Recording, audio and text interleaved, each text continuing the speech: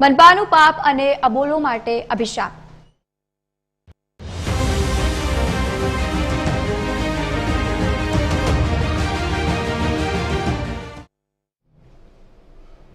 વડોદરાની કાળઝાળ ગરમી વચ્ચે કમાટીબાગ ઝૂમાં જંગલી પ્રાણીઓની દયનીય પરિસ્થિતિ સામે આવી છે। પાલિકાએ કરોડોના ખર્ચે સયાજીબાગ ઝૂનું નવીનીકરણ કરી ઓપન અને એન્ક્લોઝર તો બનાવાયા, પણ અધિકારીઓ પોન્ડમાં પાણી જ નથી ભરી રહ્યા, જેના કારણે અબોલ પ્રાણીઓ હેરાન થઈ રહ્યા છે।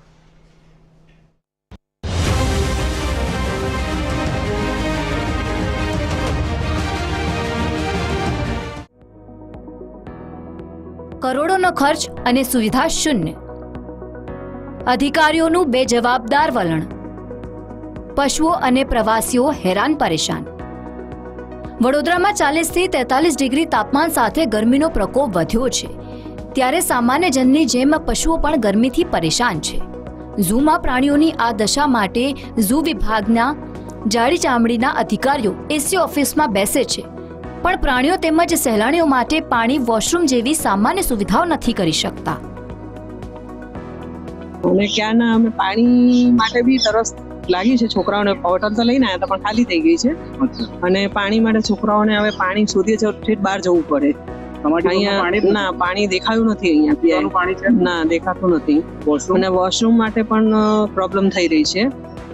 ના દેખાયું નથી, હવે શોધીએ છીએ પણ દેખાતું નથી ક્યાંય। ઓપન એન્ડ ક્લોઝર પાછળ 7 કરોડ ખર્ચનાર વડોદરા મહાનગરપાલિકાએ ઝૂમાં 15 કરોડના ખર્ચે ઓપન બર્ડ એવિયરી પણ તૈયાર કરી છે।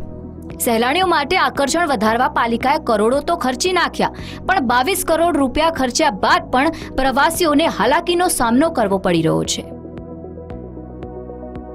હવે જોવામાં અત્યારે આવ્યું છે કે વાઘસિંહ જ્યાં ગાડી છે ત્યાં ગાડી એમના માટે પીવાના પાણીની વ્યવસ્થા માટે કુંડ બનાવ્યા છે, પરંતુ એમાં પાણી જ નથી। ઉનાળાનો સમય છે, બીજી બાજુ નવા કરોડોના ખર્ચે એન્ક્લોઝર બનાવ્યા છે, જેની અંદર પણ પાણી હોવું જોઈએ, પણ પોન્ડ બનાવ્યા છે, પણ એની અંદર પણ પાણી નથી, અને વાઘસિંહ જોવા જઈએ તો છાંયડામાં ખૂણામાં જઈને બેઠા છે।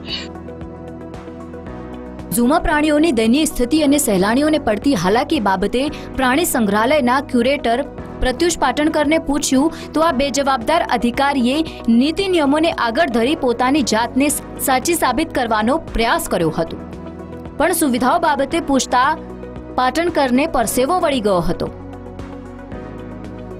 આ ઓપન મોટ એન્ક્લોઝર્સના જે ડિઝાઇન્સ આપણે કર્યા છે એ અમારા સેન્ટ્રલ ઝૂ ઓથોરિટીના સ્ટેન્ડર્ડ ડિઝાઇન મુજબ બનાવેલા નોર્મ્સ છે।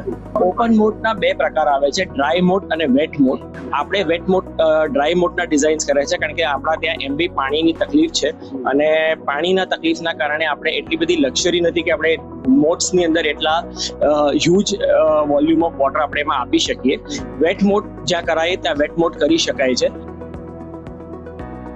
સયાજીબાગ પ્રાણી સંગ્રહાલયમાં પ્રાણીઓને પડતી તકલીફ અને સહેલાણીઓને પડી રહેલી હાલાકીના વિષયને વડોદરામાં નવા મ્યુનિસિપલ કમિશનર અરુણ બાબુએ ગંભીરતાથી લીધી છે। આ મામલે પોતે ઝૂની મુલાકાત લઈ જરૂર પડે ત્યારે બેજવાબદાર અધિકારીઓ સામે કાર્યવાહીની ખાતરી આપી હતી। ઝૂની મુલાકાત લઈને જે પણ પગલાઓ લેવાનું રહેશે અમે મારા તરફથી પણ લેવામાં આવશે।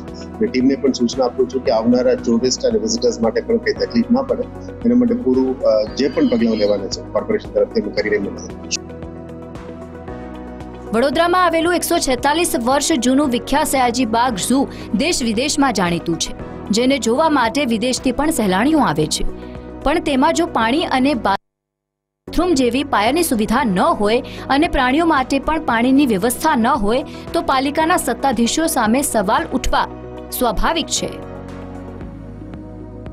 વડોદરામાં અત્યારે ગરમી ખૂબ પડી રહી છે, આજે પણ 43 ડિગ્રી જેટલું તાપમાન છે, પરંતુ આ તાપમાનમાં વડોદરાના સયાજીબાગ ઝૂમાં કે જ્યાં સહેલાણીઓ ખૂબ દૂર દૂરથી પ્રાણીઓને જોવા માટે આવે છે, એ પ્રાણીઓ જે ઝૂમાં રાખવામાં આવ્યા છે તે પ્રાણીઓ હેરાન થઈ રહ્યા છે। અહીંનું જે તંત્ર છે એ બિલકુલ બેધ્યાન છે, બેદરકાર છે, કારણ કે આ મૂંગા જે પશુઓ છે, પ્રાણીઓ છે, જેમને જંગલમાંથી લાવીને અહીંયા ઝૂમાં રાખવામાં આવતા હોય છે, ત્યાં તેમની માટે કોઈ પણ પ્રકારની સુવિધા નથી જોવા મળી રહી। પરંતુ જાડી ચામડીના જે અધિકારીઓ છે ઝૂ ઓથોરિટીના વડોદરા મહાનગરપાલિકાના, તેમની આંખ નથી ઉઘડી રહી, કારણ કે જે પ્રાણીઓને ઓપન એન્ક્લોઝરમાં રાખવામાં આવ્યા છે તે પોન્ડ તો બનાવવામાં આવ્યા છે, પરંતુ એ માત્ર નામ ના હોય તેવું લાગી રહ્યું છે। કેમેરામેન જિગ્નેશ સોલંકી સાથે અમિત ઠાકોર, TV13 ગુજરાતી, વડોદરા.